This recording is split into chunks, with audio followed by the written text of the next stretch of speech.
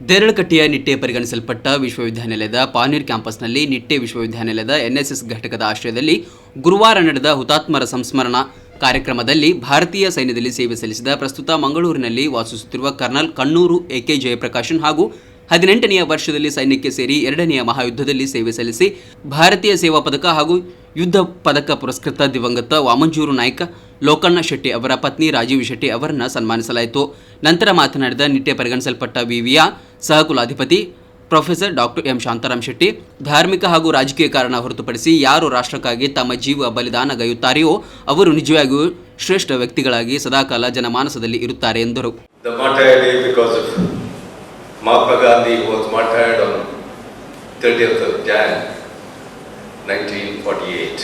The other Martyrs' Day all over the country also we celebrate this on 23rd of March, which many of you may not know, where Bhagat Singh and Sukhdev and Kuldeep, Sukhdev and Rajguru were hanged on that particular day for martyring themselves for our independence of the country.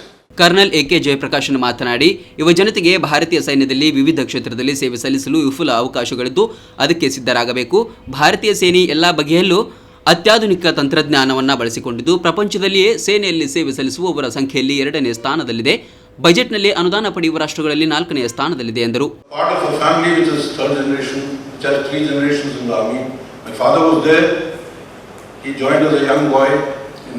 They used to call those days as signal boys. That is in the Corps of Signals, which looks after communications in the army, the British army. When they would go talent hunting, scouting, and if they found somebody who was good but not yet of age, they would pick him up and put him along with others in a company. ಕಾರ್ಯಕ್ರಮದಲ್ಲಿ ನಿಟ್ಟೆ ಪರಿಗಣಿಸಲ್ಪಟ್ಟ ವಿಶ್ವವಿದ್ಯಾಲಯದ ಸಹಕುಲಾಧಿಪತಿ doctor MS ಮೂಡಿತಾಯ, ವಿದ್ಯಾರ್ಥಿ ಕ್ಷೇಮ ಪಾಲನಾ ನಿರ್ದೇಶನಾಲಯದ ನಿರ್ದೇಶಕ kernel ಸುರೇನ್ Subbaiah, ವಿದ್ಯಾರ್ಥಿ ಅಭಿವೃದ್ಧಿ ವಿಭಾಗ ನಿರ್ದೇಶಕ Prasanna Kailaje, air commander S K Pai ಹಾಗೂ ಎನ್ಎಸ್ಎಸ್ ಕಾರ್ಯಕ್ರಮ ಸಂಯೋಜನಾಧಿಕಾರಿ ಶಶಿಕುಮಾರ್ ಶೆಟ್ಟಿ ಮತ್ತಿತರರು ಉಪಸ್ಥಿತರಿದ್ದರು.